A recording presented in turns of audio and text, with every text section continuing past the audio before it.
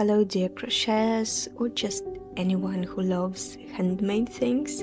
In this quiet vlog, I'd love to take you with me on my crochet journey and show you how I created this cotton summer or spring blouse. To be honest, it turned out to be a total improvisation. Almost till the last stitch I had absolutely no idea what it would look like. I had no idea about the result I was going to get. But now, looking at it, wearing it, touching it, I think it turned out to be just fine, right? I made this little vlog so you can watch it and maybe get inspired. Watch it while crocheting, knitting, doing some other artwork, or maybe just enjoying a cup of tea. It's not a tutorial itself, though. I've made a digital pattern where I explain step by step how I created this blouse. So if you'd like to follow it, you can find the link to it below in the description as always.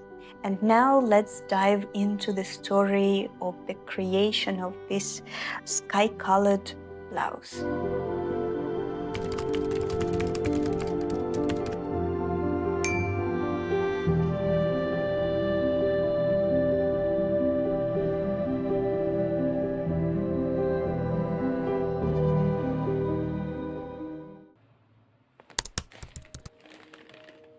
So here are my 2 skeins of cotton yarn I bought online. I actually saw them by accident and just fell in love with the color. Though the brand is random, never used it before. So it's 90% cotton and 10% polyester. It's my first time to crochet something with cotton, a piece of clothes, but thanks to its gentle color, I looked at it and thought I have to get it and make something beautiful. But the truth is, I didn't really know what I wanted to make. I had a few ideas, of course, that I liked on Pinterest, but I also wanted something different, something mine. I found a few pattern ideas and chose this one for the lower part of the blouse. I read cotton tends to shrink a bit, so I made a small square to test the stitch count. Then I steamed it and washed it. I needed to be sure how many chains to start with.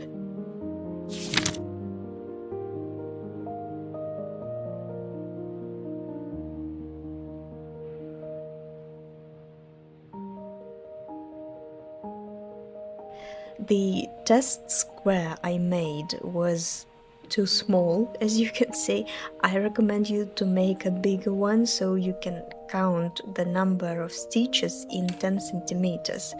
That would ease very much your measurement.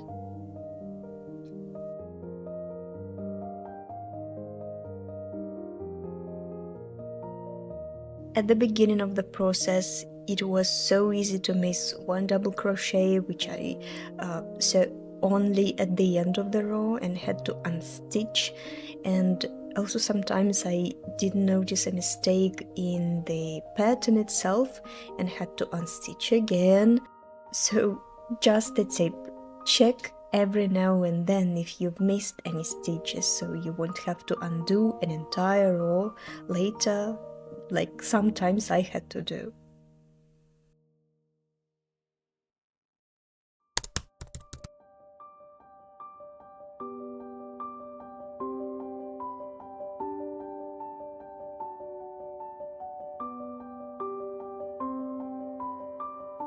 The next day was pretty productive. I crocheted while having my morning coffee and later between cooking and working.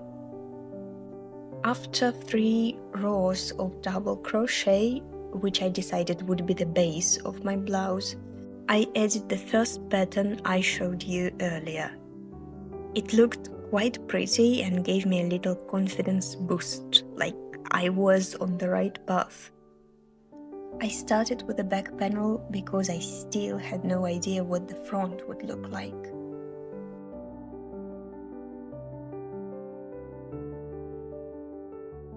So the following days I almost finished my back panel.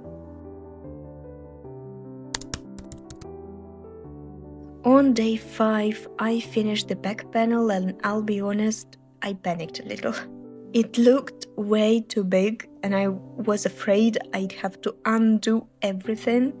But then I reminded myself, first, it's meant to be slightly oversized, and 2, I hadn't washed or steamed it yet. But still, my anxiety won and I grabbed my iron. And oh god, after just some steaming, it looked so much better. I was so relieved. The yarn changed completely, the stitches straightened out. I'm not sure you can see it through the screen now, but when I did that, the yarn itself changed so much. I just love it now.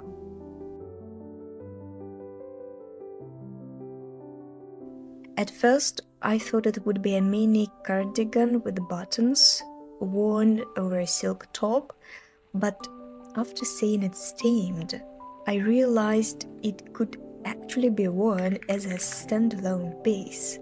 So I dropped the idea of buttons because it seemed it would be too much, and instead I planned to add about 3-4 centimeters of a pattern with shell stitches at the bottom.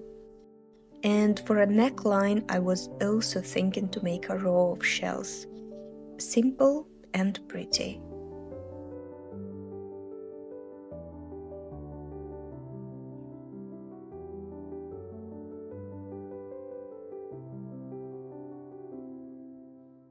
Since I still hadn't decided how exactly it would look like, I started to crochet the half of my back panel.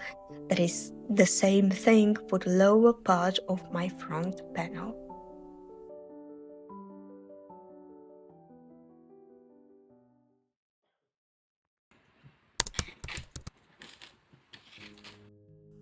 And then it was finally time to shape the neckline and come up with the final design. I measured carefully to find the center and decided where the shoulders would begin. I thought about different neckline shapes and finally went with a V-neck.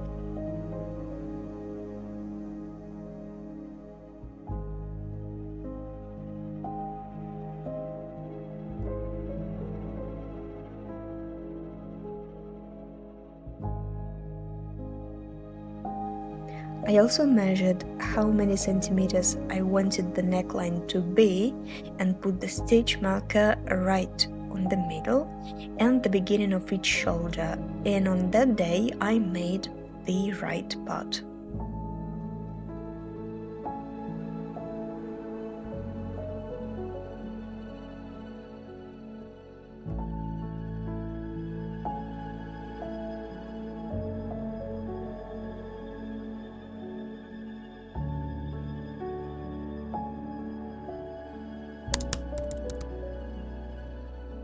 Day 7 turned out to be the craziest day. I did a lot.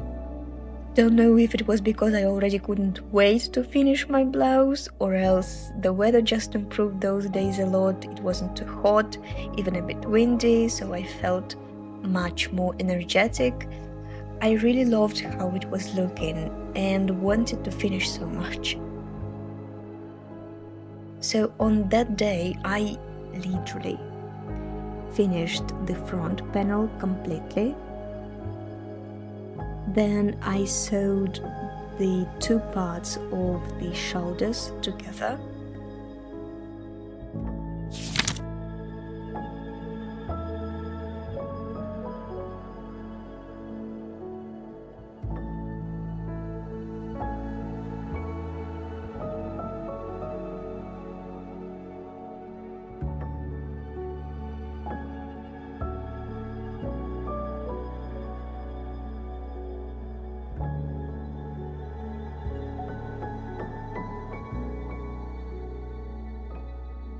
And it was time to put the stitch marker on a sleeve.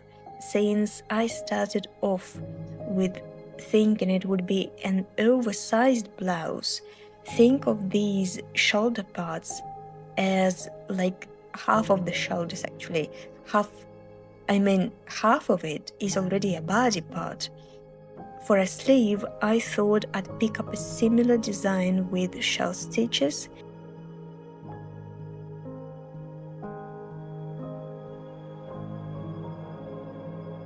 And then I made the neckline with single crochet stitches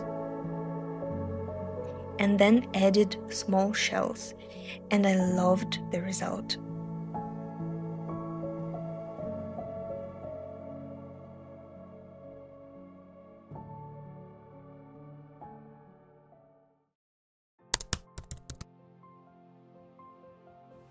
These final days were all about adding the sleeves and lower border.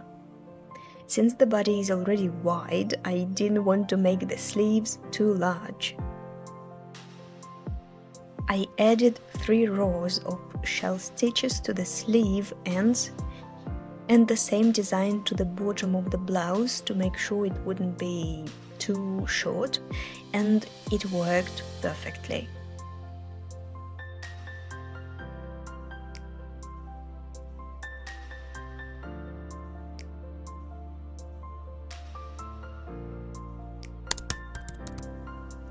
This is it. Today I sewed everything together, hid all the thread tips and added my little brand label just to make it feel more professional. I steamed and then machine washed it at 30 degrees. Cotton can usually handle that, but check your yarn label to be sure. And after that, the fabric became even softer and the stitches settled in so beautifully. The following day I wore it outside. It was about 23-25 degrees and it felt perfect. Light, breathable, not too hot, and just so comfortable.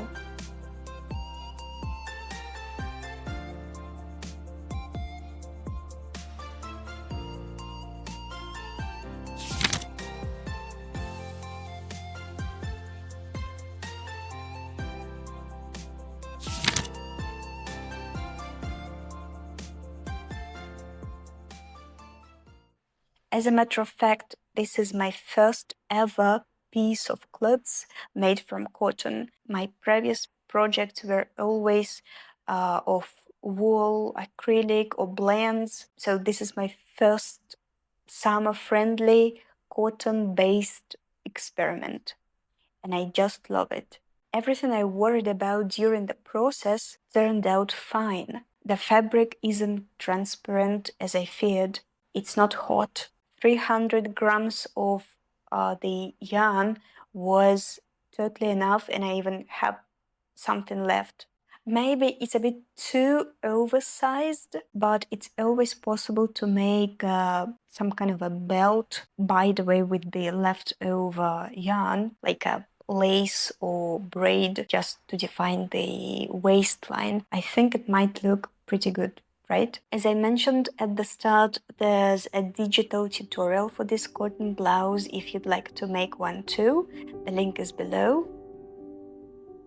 I really hope you enjoyed watching this cozy process.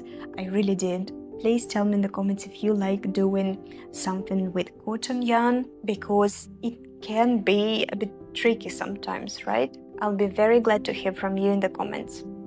And thank you for watching, for being here. See you next time.